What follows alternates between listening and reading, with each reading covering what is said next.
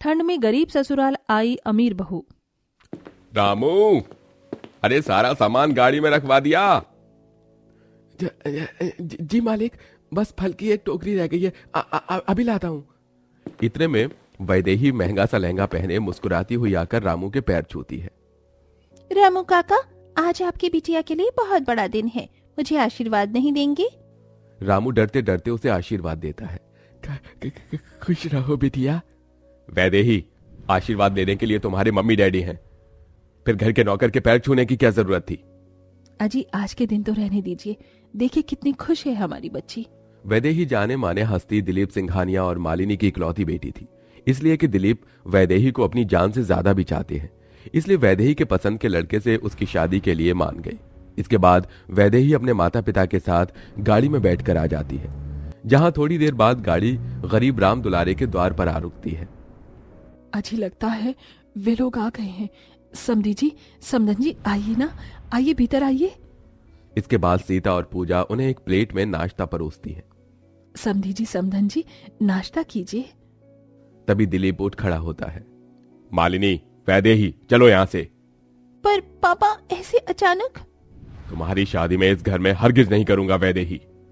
गुस्से में दिलीप वैदेही का हाथ खींचकर उसे गाड़ी में बिठाकर चला जाता है। वैदेही के अमीर पिता का ऐसा बर्ताव देखकर गरीब अखिलेश कहता है, मैं जानता था माँ कि वैदेही के पिता मुझ गरीब के हाथ में अपनी बेटी का हाथ कभी नहीं देंगे।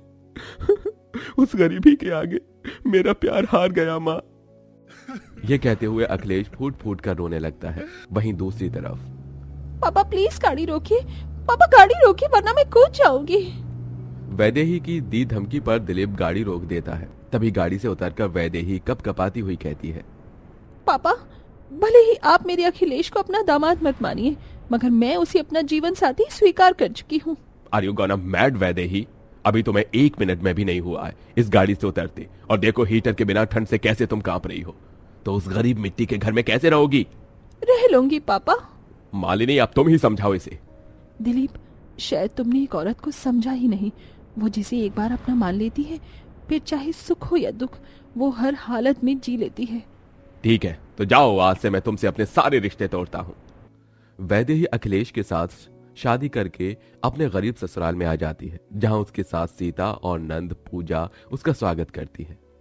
आओ बहू, हमारे छोटे से घर संसार में तुम्हारा स्वागत है। जानती हूँ ये तुम्हारे पिता के घर जितना बड़ा नहीं। माँ जी, एक लड़की के लिए तो उसका अपना घर द्वार, उसका ससुराल ही होता है। मैं खुश हूँ। 1 मिनट रुकिए भाभी, मैं अभी आई। ये कहकर वैदेही की गरीब नंद ठंड में आंगन में बोए गेंदे के फूलों को उसके आगे बिछाती है। अब आ जाइए भाभी। अपने गरीब ससुराल में अपना स्वागत देखकर वैदेही की आंखें भर आती हैं। थोड़ी देर में जैसे रात होती है, ठंडी हवा साएं साएं बहने लगती है। ठंड की वजह से वैदेही कपकपाने लगती है। ओह जी, कितनी जबरदस्त ठंड है यहाँ तो। हे राम, आज तो बड़ी ठंड बढ़ गई है। पूजा बिटिया, जल्दी से बिछौना लगा दे, बहू कैसे कांप रही है। पूजा एक फटी चिटी चटाई और कपड़ों की बनी गुदड़ी जमीन पर बिछा देती है और उसे ओढ़ने को एक कंबल देती है। ये ले बहू, इसे ओढ़कर बैठ जा। ओह, आज तो जमीन भी एकदम सर्द है, उस पर बिछौना भी बर्फ बना पड़ा हुआ है। तभी अपने गरीब ससुराल वालों को ठंड में ठिठुरते देख वैदेही उन्हें वो कंबल उड़ा देती है। माँ जी, बहू जी, पूजा, अखिलेश, ये कंबल आप ओढ़ लीजिए, मैं ठीक हूँ। वैदेही, तुम भी ठंड से कांप रही हो, अंदर आ जाओ। एक तो छोटा सा घर, ऊपर से फटा चिटा कंबल। वैदेही और उसके गरीब ससुराल वालों की ठंड रोक नहीं पा रहा था। जैसे तैसे सबने कांपते ठिठुरते रात बिता दी। अब वही हर दिन के साथ ठंड का टेम्परेचर घट जाता है। ऐसे में सर्दी में मायके में गीजर, रजाई में सुख से बिताई जिंदगी गरीब ससुराल में आई अमीर बहू को बार बार याद आती है। दिन रात आसमान से ओस और ओले गिरते हैं। अरे बाप रे बाप, राम जी, जैसे इतनी ठंड बढ़ाकर हम गरीब पर कहर बरसा रहे हैं।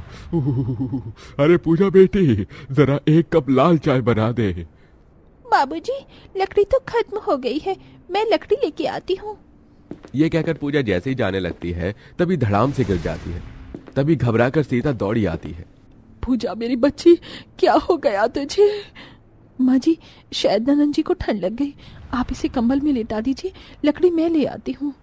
ये कहकर वैदेही टोकरी के लिए उस कड़कड़ाती भयंकर ठंड में लकड़ी लेने निकल जाती है, जहां दूर दूर तक धुंध छाई थी और ठंडी ठंडी हवा रोम रोम कपा रही थी। ओह, कितनी जबरदस्त ठंड है, दिन में भी रात जैसा लग रहा है, ऊपर से लकड़ी भी नहीं मिल रही। तभी वैदेही को सड़क पर ढेर सारा गोबर दिखाई देता है, जिस गोबर टोकरी में उठाकर इधर उधर से थोड़े बहुत सूखे घास पताई लाकर वो खाना पकाती है। तभी सीता उससे कहती है, बहू, हमारे गरीब परिवार से जुड़कर तुझे कितना दुख सहना पड़ रहा है ना, अपने गरीब ससुराल वालों को माफ कर दे। माँ जी, ऐसा मत कहिए, आपकी और बाबूजी की सेवा करना बहू होने के नाते मेरा कर्तव्य है। इतने में अखिलेश सीमेंट में सना घर आता है। तभी अकेले में सीता उससे कहती है, अखिलेश बेटा, तुझसे कुछ बात करनी थी। हाँ माँ, कहो ना। मैंने उस दिन देखा था, जहां पर तू काम करता है वहां पर औरतें भी ईंट बालू ढोने का काम करती है, तू मेरे लिए बात कर ले। माँ, आप कैसी बात कर रही हो? इतने बुढ़ापे में आप काम करोगी, वो भी इस भयंकर ठंड में? ठंड तो बहू के लिए भी है बेटा। इतने अमीर घर की बेटी होकर उसने अपना धन दौलत, माता पिता, घर द्वार सब कुछ छोड़कर हम गरीब ससुराल वालों को चुना, तो क्या हमारा फर्ज नहीं उसे सुख से रखें? देख, इस ठंड में भी उसके तन पर एक स्वेटर तक नहीं, और तू अकेले भी कितना करेगा? बात को समझ बेटा। अपनी माँ के जोर देने पर अखिलेश उसके लिए भी मलबा ढोने में काम की बात करता है। वहीं गरीबी के चलते वैदेही को घर खर्च में हाथ खींच कर रखना पड़ता है। दिन बीतते जाते हैं। एक दिन वो बाजार आती है, जहां उसे दुकान में टंगा शॉल दिखाई देता है। माँ जी, बाबूजी के पास एक भी शॉल स्वेटर नहीं, उनका बुढ़ापे का शरीर है। भैया जी, ये शॉल कितने का है? दुकानदार उसकी फटी हुई साड़ी और गरीब हालत को देखकर उसे झाड़ देता है। अबे ओ गरीब औरत, इस शॉल को खरीदना तेरी औकात के बाहर है, चल भाग यहाँ से। अरे आप पहले दाम तो बताइए। तुझे समझ नहीं आता? ठहर तू। ये कहकर दुकानदार उसे धक्का दे देता है। तभी एकदम से गाड़ी में उसका पिता निकल आता है।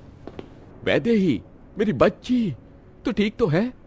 भर्राई आंखों से वैदेही ने अपने अमीर पिता की ओर देखकर कहा, मैं ठीक हूँ डैडी। दो कौड़ी के दुकानदार, तेरी हिम्मत कैसे हुई मेरी बेटी को हाथ लगाने की? चाहूं तो तेरी सारी दुकान खरीद सकता हूं। देखो तो उस गरीब घर में जाकर क्या हालत हो गई है मेरी फूल सी बच्ची की। क्या उन गरीबों की इतनी भी औकात नहीं थी कि तेरे लिए एक स्वेटर खरीद सके?